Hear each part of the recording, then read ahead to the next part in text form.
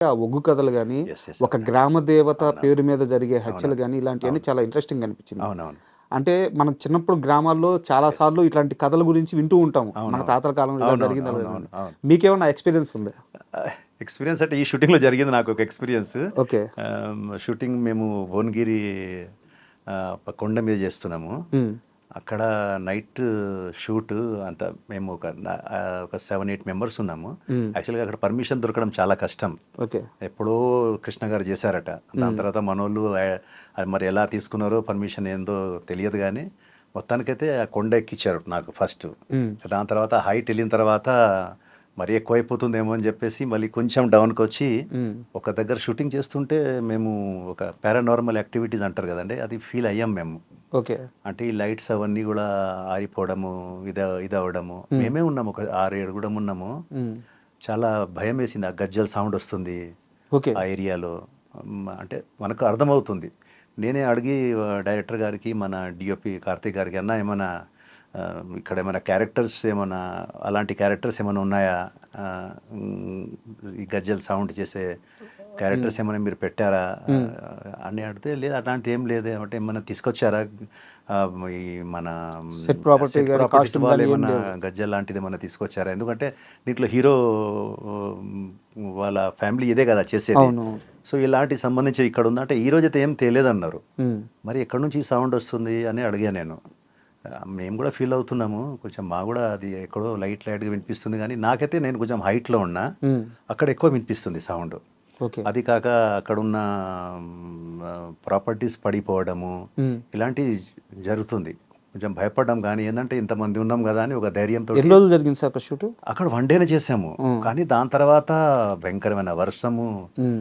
నాకేమో వేరే దగ్గర షూట్‌కెళ్ళాల్సి ఉండే. మన పొదిలికి షూట్ ఎళ్ళాల్సి ఉండే. హ్మ్. అక్కడ టైం అవుతుంది. ఇక్కడేమో షూటింగ్ డిస్టర్బెన్స్ అవుతుంది ఇవన్నీ. హ్మ్. ఆ వర్షం పడిపోతుంది.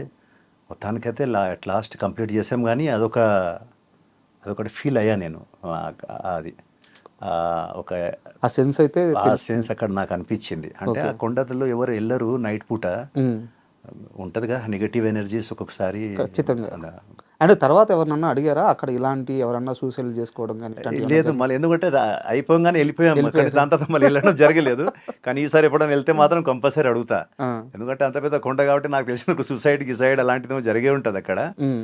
ఏదో జరిగే ఉంటది కాబట్టి ఆ సౌండ్ రావడం. కానీ పెద్ద అంటే అంత భయానకంగా లేకున్నా ఒక ఫీల్ అయితే ఆ ఉంది. ఎలిమెంట్ అయితే ఉన్నప్పుడు ఆహ్, మనకు అర్థమవుతుంటది. మన సెన్స్‌కి అర్థమవుతుంది. ఆ అర్థమవుతుంటది. సౌండ్ రావడము, హ్మ్. అది కాక లైట్స్ అవన్నీ గూడా మరి మీరేమైనా లైట్స్‌కేమన్నా ఇది కరెక్ట్‌గా బ్యాటరీకేమన్నా పెట్టలేదా అని అడిగా. హ్మ్. అవన్నీ కరెక్ట్‌గానే ఉన్నాయి. కానీ అవుతుంది. హ్మ్.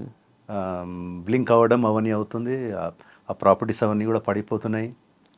సో, కొంచెం భయపడ్డాం మేమంతా. మీ కానీ షూటింగ్ జేయాలి గదా అని చెప్పేసి ఆ ధైర్యంతో ఏం లేదన్నా ఈ మామూలే అని చెప్పేసి చేసుకుంటా బయలుదేరాం. మీ మూవీ ట్రైలర్ ఎంత సస్పెన్స్‌గా అయితే ఉందో, అవునవును. ఇప్పుడు మీరు జరిగిన మీ షూటింగ్ గూడా అంతే సస్పెన్స్‌గా జరిగినట్టుంది. అవునవునవును. అంటే ఇది ఒక ఫీల్ అయ్యా నేనక్కడ. హ్మ్. తర్వాత మేము మాట్లాడుకున్నాం గూడా. డైరెక్టర్ గారితోటి ప్లస్ డీఓపీ గారితోటి కూడా మాట్లాడుకున్నాం. హ్మ్. వాళ్ళు గూడా అవును మాకైతే అనిపిచ్చింది గానీ, ఇవన్నీ ఎందుకు మనం డిస్కస్ జేయడం షూటింగ్ గదా! మాకు గూడా కొంచెం భయమైందని జెప్పారు వాళ్ళు. మనకి చాలా పాత రోజుల్లోకెళ్తే అవును. మన ఎన్టీఆర్ గారు గాని, ఏఎన్నార్ గారు గాని ఒక డివోషనల్ మూవీ జేసేటప్పుడు మేము అవునవును. అంత నిష్టగా ఉంటాము. అవునవును. సో, మనం ఒక పెద్ద ప్రయత్నం చేస్తున్నప్పుడు అవును. కొంత నెగెటివ్ గూడా వస్తుంటే దాన్ని తట్టుకొని నిలబడగలగాలి. అవునవునవును. చేస్తుంది గొప్ప ప్రయత్నం గాబట్టి అని అవునవును. జెప్పి మనకు చెప్తూ ఉంటారు. అవునవును. ఈ కరెక్ట్. మూవీ మీరు తీస్తుంది గ్రామ దేవత మీద గాని, అవునవును. ఆ శక్తుల గురించి గాని చేస్తున్నారనమాట. అవునవును. సో, చాలా పవర్‌ఫుల్. అవునవును. అండ్ ఈ మూవీ మేకింగ్ టైమ్‌లోనే ఆ సినిమా మొత్తం కంప్లీట్ అయిపోయినాక ప్రివ్యూ చూస్తేనే ఈ సినిమా దర్శకుడు కూడా చనిపోవడం జరిగింది. అవునండి. ఇది చాలా బాధాకరమైన విషయం అన్న. ఇది చెప్పాల్సిందేంటంటే 'రాంబాబు' గారు అవును. డైరెక్టరు. ఆయన నిజంగా ఆహ్, ఈ సినిమా మీద చాలా హోప్స్ ఆయనకు. హ్మ్. అంటే డే నైట్ పెట్టేసాడండి మూవీ కోసం. Sorry to interrupt you. హ్మ్. అంటే ఆయన గురించి జనాలకి తెలియాలని చెప్తున్నాను. అవునవును. ఒక 150 సినిమాలకు పైగా కో యెస్. డైరెక్టర్‌గా కొట్టే చేశారు. యెస్. ఈటీవీలో అంతరంగాలు ఇలాంటి యెస్. చాలా యెస్. యెస్. పెద్ద యెస్. పెద్ద సీరియల్స్‌కి ఆ! ఆయన వర్క్ చేశారు. యెస్. యెస్. సో, చెప్పండి సార్. సారీ చెప్పండి. ఇంకోటేంటంటే సార్ నాట్ యాజ్ ఏ అంటే డైరెక్టర్‌గా కాకుండా ఒక చాలా సున్నితమైన మనసు కలిగిన మనసు అతను. మనిషి అతను. ఓకే. ఎవరిని కూడా హర్ట్ చేయడం గానీ, నా షూటింగ్‌లో అందరితో ప్రేమగా చేపించుకోవడం గానీ, హ్మ్. అందరితో చాలా ప్రేమగా ఉండేవాడు. అసలు మేము ఎప్పుడు కూడా షూటింగ్ చేసేటప్పుడు ఆయన డైరెక్టర్ అని ఎప్పుడు మాకు అనిపించలేదు. ఓకే. అంత కలుపుకొని పోయే మనస్తత్వం ఆయనది. హ్మ్. సో సడన్గా ఇది జరిగినందుకు మేమంతా చాలా బాధపడ్డాం. ఆ విషయం అంటే మాకు అసలు ఫస్ట్ నమ్మబుద్ధి కాలే. మీరున్నారా సార్ ఆ రోజు ప్రివ్యూ థియేటర్లో? మీరు అందరు ఉన్నారా? నేనైతే లేను. ఓకే. డిఓపి వాళ్ళు ఉన్నారట, మరి కార్తీక్ గారు వీళ్ళంతా ఉన్నారట. సడన్గా ఆయనకు అంటే బీపీ ప్రాబ్లం ఉండేది ఆయనకు. ఓకే. ఈ హడావిడిలో సినిమా మీద ఉన్న ఆయనకు ఆ ప్రేమ అనుకోండి, లేకుంటే అసలు అంటే ఇది పెద్ద ఎత్తున నా సినిమా రిలీజ్ కావాలి, అందరికి చేరాలి అనే దాంట్లో ఆయన ఏంటంటే ప్రివ్యూ మీద ప్రివ్యూ ఇస్తున్నారు. ఓకే. అందరికి పెద్ద పెద్ద వాళ్ళందరికీ చూపెడుతున్నారు, చూడండి సార్ నేను మంచి సినిమా తీశాను, మీరు దీనికి మంచి నాకు సపోర్ట్ చేయండి అని హ్మ్. చూపెడతా ఉన్నారు. దీంట్లో ఆయన టాబ్లెట్స్ వేసుకోవడం మర్చిపోయారు. అబ్బా! అంటే దాన్ని నెగ్లెక్ట్ చేశారు. హ్మ్. అవి మీకు బీపీలో ఆ ప్రాబ్లం ఒకటి ఏమవుతుందంటే అవి ఏదో కొట్టిస్తుంది అది. హ్మ్. అవి వెళ్ళి ఆయనకు పారాలసిస్ రావడము, ఇమ్మీడియట్లీగా జాయిన్ చేయడం హాస్పిటల్లో. వితిన్ 2-3 డేస్లో అయిపోయిందండి ఆయనది. 2 చిన్న పిల్లలు ఉన్నారు, 2 అమ్మాయిలు. అసలు మేము తట్టుకోలేకపోయాం. ఊరికి వెళ్ళాము, ఇంకా ఆయన అంత్యక్రియలకు అందరం వెళ్ళాము. ఇంకా ఏడుపులండి అందరిది. మా డిఓపి కార్తీక్ గారికి అయితే అసలు మేము ఆపలేకపోయాం. అంటే వాళ్ళిద్దరి సినిమాలు చేస్తున్న దగ్గర నుంచి ఎలాంటి వాళ్ళ బంధం అంటే మాకు ఇంకా కొంచెం తక్కువ. డైరెక్టర్కి డిఓపి కంటే అనుబంధం వాళ్ళకు ఎక్కువ ఉంటుంది. ఎంత ఏర్పడేదంటే మేము బాధలో ఉన్నాము, మాకు కళ్ళకి నీళ్ళు వస్తున్నాయి, కానీ ఆయననైతే ఆపలేకపోయాం మేము. హ్మ్. ఆయన శవం ముందుకు వెళ్తుంటే ఈయనకు నలుగురు పట్టుకోవాల్సిన పరిస్థితి వచ్చింది. అంత ఇమోషనల్గా ఆయన అంతా ఏడుస్తున్నారు, అరిసి అరిసి అరుస్తున్నారు. హ్మ్. అంటే అంత పోగొట్టుకున్నామే అన్న టైప్లో ఉన్నారు ఆయన. అంటే ఈ వాళ్ళ బాండ్ అట్లా సినిమాతో అయింది వాళ్ళది.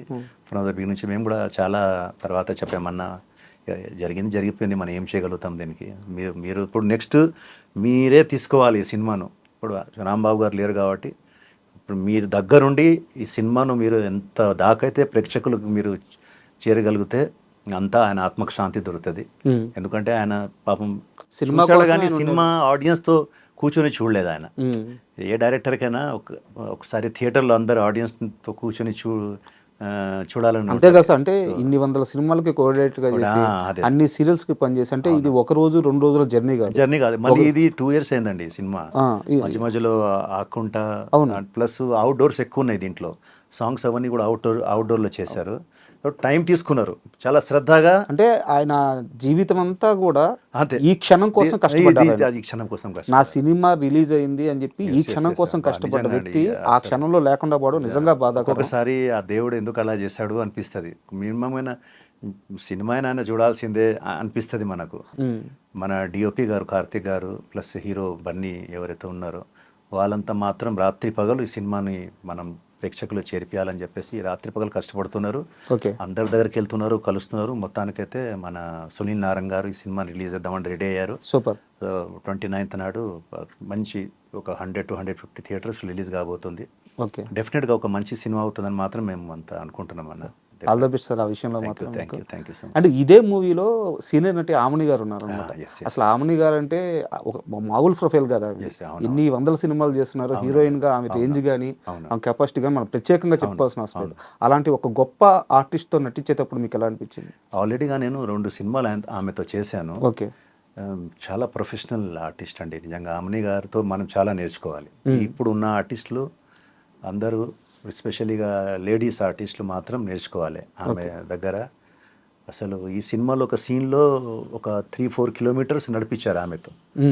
అంటే ఒక డెత్ సీన్ ఉంటుంది, దాంట్లో ఆమె 3-4 కిలోమీటర్స్ని కెమెరాలో ఆమె నడిపిస్తూనే ఉన్నారు. కానీ ఎక్కడ కూడా ఆమె ఏంటిది ఇది, ఏంది డైరెక్టర్ గారు, ఏంది కెమెరామెన్ గారు, ఇలా నడిపిస్తూనే ఉన్నారు ఏంది మమ్మల్ని, ఇంత కూడా ఆమె ఇది చెప్పలేదు. దానికి చేస్తుంది మార్నింగ్ నుంచి ఈవినింగ్ దాకా దాంట్లోనే షూటింగ్లోనే ఉంటుంది. మరి ఎలాంటి డిమాండ్స్ ఉండవు ఆమెకు. ఎంతవరకు అందరు బాగానే చూసుకుంటారు, లేవని కాదు, కానీ దాని మీద కూడా ఆమె డిమాండ్స్ ఇది కావాలి అది కావాలని ఉండదు. Very very professional artist, very very అంటే ఒక మంచి హ్యూమన్ బీయింగ్ కూడా ఆమె. అందరితో ఉన్న ఆర్టిస్టులు అందరితో చాలా బాగుంటుంది, అందరితో మాట్లాడుతుంది. ఎక్కడ కూడా నేను ఇన్ని సినిమాలు చేశానే, నాది ఇంత పెద్ద ప్రొఫైల్ ఉంది నాకు అని ఇంత కూడా గర్వం ఆమెలో ఉండదు. Okay. That's a greatness of our omni గారిది. ఆనంద్ గారు, కాసేపు సినిమా విషయం పక్కన పెట్టి మీ కెరీర్ విషయానికి వస్తాను, మీ పర్సనల్ లైఫ్, మీ సినిమాలు, మీ కెరీర్ విషయానికి వస్తాను. ఆనంద్ గారిని ఫస్ట్ ఒక చైర్లో కూర్చోబెట్టి నిన్ను ఈ సినిమాకి సెలెక్ట్ చేశాను, నీ రోల్ ఇలా ఉండబోతుందని ఫస్ట్ చెప్పిన డైరెక్టర్ పూరి జగన్నాథ్ గారు. అవును అవును సార్. ఆయన సాధించిన సక్సెస్లు, ఆయన ఏ రేంజ్కి వెళ్ళారు, ఏ ఇండస్ట్రీ హిట్లు కొట్టారు అందరికీ తెలుసు. నేను వాటి గురించి ప్రస్తావించట్లేదు. ఈరోజు పూరి జగన్నాథ్ గారి గురించి మాట్లాడుకుంటున్నప్పుడు ఆయన విజయాలు ఆయన అన్నీ మర్చిపోయి ఆయన మీద నెగిటివ్ కామెంట్స్ చేసే వాళ్ళకి మీరు ఇచ్చే సమాధానం ఏంటి? ఇప్పుడు సూర్యుడికి దీపం చూపెట్టినట్టు అవుతుందండి. ఆయనకు కామెంట్ చేసే వాళ్ళకి నేను ఒకటే చెప్తా, ఆయన ఒక సూర్యుడు లాంటి వాడు. అలాంటి వాళ్ళకి దీపం చూపెట్టినట్టు ఈ ఎవరైతే చెప్తుంటారో, కామెంట్ చేస్తుంటారో వాళ్ళ దీపం లాంటి వాళ్ళు. అంటే మనం సూర్యుడికి దీపం చూపెట్టి దాని అర్థం ఏంటిది? అది అసలు హాస్యాస్పదంగా ఉంటుంది. సో ఇదే కామెంట్, దీని ఆన్సర్ ఇదే అండి. పూరి గారి గురించి మనం చెప్పే అంత ఎవరైనా కానీ, నేను కాదు ఎవరి కూడా అర్హత లేదు అసలు. మనము సినిమా విషయాలు మాట్లాడుకుందాం సార్. మనం యాజ్ ఏ ఆడియన్స్గా మనం ఆయన సినిమాలు చూసి ఫ్రమ్ ద బిగినింగ్, మీరు చూశారు, నేను చూసాను, కొన్ని కోట్ల మంది ఆయన అభిమానులు ఉన్నారు. సినిమాల విషయానికి మాట్లాడుకుంటే he is one of the legendary director, మనం నో డౌట్ అట్ ఆల్. దాని గురించి పర్సనల్ విషయాలు అంటారా, అది మనకు సంబంధం అవసరం కూడా లేదు. అలా అంటే ప్రతి ఇంట్లో ప్రతి ఒక్క లైఫ్లో మనం తొంగి చూడాల్సిన అవసరం కూడా ఎవరికి లేదు. మీ ప్రాబ్లమ్స్ మీకున్నాయి, నా ప్రాబ్లమ్స్ నాకున్నాయి. ఆయనకు ఏదైనా ఉండొచ్చు, మనకు సంబంధం లేదు. యాజ్ ఎ డైరెక్టర్గా వాట్ ఈస్ పూరి జగన్నాథ్ అనేది అందరికీ తెలుసు.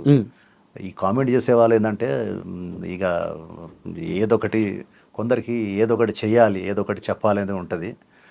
ఏదో వాళ్ళు కూడా లైమ్ లైట్ రావాలని కొందరు ఇలాంటి కామెంట్స్ చేయడం కానీ చేస్తుంటారు. పూరి జగన్నాథ్ గారి ప్రస్తావన తీసుకురావడానికి కారణం కూడా నేనేదో ఆయన పర్సనల్ విషయాలు అడగాలని ఆ ఉద్దేశం కాదు సార్. అదే ఈరోజు పూరి జగన్నాథ్ గారు తీసే సినిమాలు ఒకటి రెండు అలా అడగపోవచ్చు, కొంచెం తగ్గుండొచ్చు. బట్ ఏంటంటే ఆయన వర్కింగ్ స్టైల్ మీద క్వశ్చన్స్ రైజ్ చేస్తున్నారు.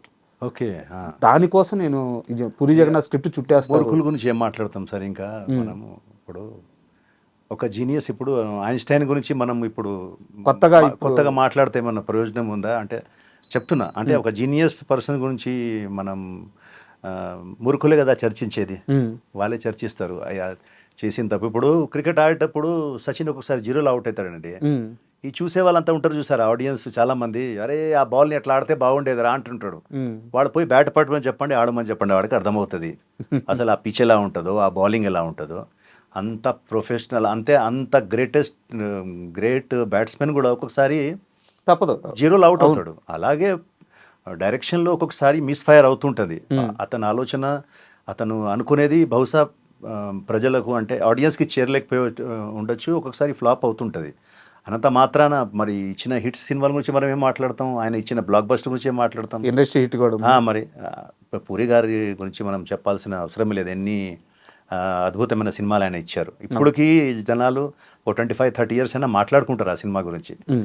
ఫ్లాప్ హిట్ అనేది మామూలు, సహజమే అది. కానీ ఇలా చెప్పేవాళ్ళు చెప్తూనే ఉంటారండి, మామూలు, దట్స్ కామన్. అండ్ మీతో ఇంటర్వ్యూ అనగానే మీకోసం అంటే మిమ్మల్ని క్వశ్చన్స్ అడగడానికి కానీ నేను కొంచెం హోంవర్క్ చేసేటప్పుడు ఒక ఇంటర్వ్యూ చూశాను సార్, మీ పాత ఇంటర్వ్యూ చూశాను. అక్కడ మీరు ఒక స్టేట్మెంట్ ఇచ్చారు, దానికి నేను పూర్తిగా ఏకీభవించట్లేదు, వ్యతిరేకిస్తున్నాను. మీరేమన్నారంటే మన హీరోలందరూ పాన్ ఇండియా సినిమాలు తీస్తున్నారు, ఆ పాన్ ఇండియా సినిమాలకు వెళ్ళేటప్పుడు ఏమవుతుందంటే అక్కడ ఫైటర్స్ కానీ లేకుంటే విలన్స్ కానీ మేము సరిపోము, మేము తీసుకోవట్లేదు, వేరే వాళ్ళని తీసుకుంటున్నారు, ఇదే క్రమంలో మేము కూడా ఎదిగి మేము ఆ స్థాయికి వెళ్ళొచ్చు అని చెప్పి మీరు ఒక మాట అన్నారు. సో కానీ ఇక్కడ సమస్య ఏంటంటే హీరోలు పాన్ ఇండియా సినిమాలు తీస్తున్నారని చెప్పేసి ఇండస్ట్రీ మొత్తం పాన్ ఇండియా అయిపోదు కదా. ఇక్కడ ఉండే ఆర్టిస్టులని అంటే జూనియర్ ఆర్టిస్టులు కావచ్చు, విలన్స్ కావచ్చు, క్యారెక్టర్ ఆర్టిస్టులు కావచ్చు, వాళ్ళందరినీ చేయబెట్టి తీసుకోవాల్సిన బాధ్యత కూడా వీళ్ళందరి మీద ఉంది కదా. వీళ్ళందరూ రీజనల్ మూవీస్ చేసేటప్పుడు ఈ ప్యాడింగ్ కానీ ఇదంతా కూడా మీలాంటి వాళ్ళు సపోర్ట్ చేశారు కదా. ఇక్కడ అందరూ కలిసి బతుకుతున్నారు కదా. ఇండస్ట్రీలో ఉన్న టాప్ 5-6 మంది హీరోలు పాన్ ఇండియా సినిమాలు చేస్తున్నారని చెప్పి మిగతా వాళ్ళకి ఇక్కడ వాళ్ళకి ఛాన్స్ ఇవ్వకపోవడం మీరు కరెక్ట్ అంటారా? అంటే నేను ఆ పరంగా ఎందుకు అంటున్నాను సార్ అంటే ఈ ఓటీటీ వాళ్ళు ఉన్నారు కదా, ఈ ఎవరైతే బిగ్ ఓటీటీ ప్లాట్ఫామ్స్ ఉందో వాళ్ళు ఇప్పుడు వాళ్ళ టర్మ్స్ అండ్ కండిషన్స్ అది. ఈ హీరోలకు కానీ ప్రొడ్యూసర్స్ కానీ మీరు ప్రతి దాంట్లో ప్రతి ఏరియా నుంచి ఆర్టిస్ట్ని తీసుకోండి, పెద్ద ఆర్టిస్ట్ని, అప్పుడు కానీ మేము మేము మీ మూవీ కొనము. ఇతర లాంగ్వేజ్ల నుంచి ఇతర లాంగ్వేజ్ తీసుకుంటే మేము అన్ని లాంగ్వేజ్లు స్ట్రీమ్ చేయాలి కదా. ఓకే. దానికోసం ప్రతి ఒక్క స్టేట్ నుంచి 2-3 ఆర్టిస్టులు ఉంటే మాకు ఈజీ అవుతుంది, మాకు బిజినెస్ ఈజీ అవుతుంది. అలాంటప్పుడు కోట్లలో బిజినెస్ జరుగుతుంది కాబట్టి వాళ్ళు కూడా దీనికి ఒప్పుకోవడం జరుగుతుంది, చేయడం జరుగుతుంది. దీంట్లో ఎలా ఉందంటే టోటల్ బిజినెస్ పాయింట్ ఆఫ్ వ్యూలో ఆలోచిస్తున్నారు. ఓకే. సో అందుకే ఆ మాట చెప్పాను నేను. అందుకే మా తక్కువైనాయి దాని కారణంగా. వాళ్ళు టోటల్ బిజినెస్ పాయింట్ ఆఫ్ వ్యూలో వెళ్ళిపోతున్నారు. అంటే ఇప్పుడు ఇండస్ట్రీని ఓటీటీ శాసిస్తుంది. 100% శాసిస్తుంది. ఎందుకంటే మీకు ఇప్పుడు పెద్ద సినిమాలు అనే వరకు ఒక కంప్లీట్ అయ్యే లోపల ఓటీటీ దగ్గరికి వెళ్ళిపోతున్నారు. వాళ్ళు ఒక అమౌంట్ ఫిక్స్ చేస్తున్నారు. అది వీళ్ళకు ఒక ప్లస్ అమౌంటే. అంతే. అంటే థియేటర్స్ దగ్గర రాకున్నా కూడా మనము ఈ ఓటీటీ వాళ్ళు మనకు పే చేసే 70-80 crores 100 crores what ever it maybe, అది మనకు ప్లస్సే కదా. ఎందుకు వదిలిపెట్టుకోవాలి, బిజినెస్ కదా ఇది, మనం అంతతో సేఫ్ అవుతాం కదా అని దాంట్లో వెళ్ళిపోయేసి ఏమవుతుందంటే ఇప్పుడు ఓటీటీ వాళ్ళు చెప్పేటట్టు వినాల్సిన పరిస్థితి వచ్చింది. ఓకే. సో ఇప్పుడు దాంట్లో ఆర్టిస్ట్ అందరూ ఏమవుతుందంటే వాళ్ళు చెప్పినట్టు చేయాల్సి వస్తుంది. ఇప్పుడు ఎగ్జాంపుల్గా నేను కూలీ గురించే మాట్లాడుకుందామండి. కూలీ సినిమాలో రజనీకాంత్ గారు ఉన్నారు, మీరు చూడండి. దాంట్లో మన నాగార్జున గారికి ఇక్కడ నుంచి, ఉపేంద్ర గారిని కన్నడ నుంచి, మలయాళం నుంచి ఇంకో ఆర్టిస్ట్ ఉన్నారు, ఆయన తీసుకున్నారు. సో టోటల్గా ఆల్ ఓవర్ ఇండియా కవర్ చేద్దాము. అమీర్ ఖాన్ గారు ఈవెన్ ఇంత చిన్న క్యారెక్టర్, ఆయన మనకు చెప్పాల్సిన అవసరం లేదు అమీర్ ఖాన్ గారి గురించి. ఆయనని కూడా చిన్న కామియో క్యారెక్టర్, చిన్న క్యారెక్టర్ ఎందుకు తీసుకున్నారంటే హిందీలో వర్కౌట్ అవుతుంది. సో ప్రతి ఒక్క లాంగ్వేజ్ నుంచి మనం తీసుకుంటే ఓటీటీ వాళ్ళు ఏంటంటే సార్ మీకు రజనీకాంత్ గారి సినిమా కాబట్టి మీకు 150 crores ఇచ్చేస్తాము, 200 ఇచ్చేస్తాము. ఎందుకు వద్దంటారు? ఆ డబ్బులు వస్తున్నాయి కదా వాళ్ళకు, ఆ బిజినెసే కదా. ఏదైనా కూడా పెడుతున్నామంటే మాకు డబ్బులు రావాలి, సేఫ్ కావాలని చూస్తున్నారు. సో ఈ పరంగా వాళ్ళు దాన్ని చేయడం జరుగుతుంది. మాలాంటి ఆర్టిస్టులకు ఇది మీరు నలిగిపోతున్నారు కదా, ఇక్కడ నలిగిపోతున్నాము కానీ ఏం చేయలేని పరిస్థితుల్లో ఉన్నాం. సో మాదేంటంటే మా ప్లాట్ఫామ్స్ ఏంటంటే ఈ చిన్న మూవీస్, ఇలాంటి మూవీస్ మాకు సేవింగ్ ఫ్యాక్టర్స్. బ్రహ్మాండ లాంటి మూవీస్, నెక్స్ట్ నుంచి రిలీజ్ అయ్యే సినిమాలు ఏవైతే ఉన్నాయో, ఇక్కడ కొత్త డైరెక్టర్స్, యంగ్ డైరెక్టర్స్ ఎవరైతే వస్తున్నారో వాళ్ళ బడ్జెట్ తక్కువ ఉంటుంది, వాళ్ళు అంత పెద్ద ఆర్టిస్ట్ని తీసుకురాలేరు. సో వాళ్ళు ఏంటంటే మాలాంటి ఆర్టిస్టులను పెట్టి సినిమా రిలీజ్ చేస్తున్నారు. దాంట్లో బాగుంటే ఆడియన్స్ చూస్తున్నారు, లేకుంటే రిజెక్ట్ చేస్తున్నారు. సాల్ ఇప్పుడు పెద్ద సినిమా అంతా మాత్రాన అది చూడాలని రూల్ కూడా లేదు. బాగలేదంటే దాన్ని కూడా రిజెక్ట్ చేస్తారు. చిన్న సినిమా అయినా బాగుంటే చూస్తారు. సో నేను ఎందుకు ఆ మాట చెప్పానంటే, సరే అది ఎలాగో పోయింది, మనం దానికి ఇంకా చేసేది ఏం లేదు. మనం ఎవరిని ప్రశ్నించే స్థాయిలో లేము. సార్ మాకెందుకు ఇవ్వట్లేదండి, ఎవరిని అడుగుతాం, ఎవరిని అడిగి మాకు అంత లేదు. సరే అది కాకుండా ఇదైనా భగవంతుడు మనకు ప్రసాదించాడుగా. పోనీ ఇదైనా చిన్న సినిమాలు ఫస్ట్ నుంచి కూడా దాసరి నారాయణ దగ్గర నుంచి అందరూ చిన్న సినిమా బతకాలని చెప్పేది అందుకే. ఈరోజు ఈ చిన్న సినిమాల కారణంగానే మాలాంటి కళాకారులు, అలాంటి చాలామంది ఎవరైతే దాని ప్రభావం పడిందో వాళ్ళంతా ఇప్పుడు దీంతో సర్వైవ్ అవుతున్నారు, ఈ చిన్న సినిమాలతో సర్వైవ్ అవుతున్నారు. So it's good.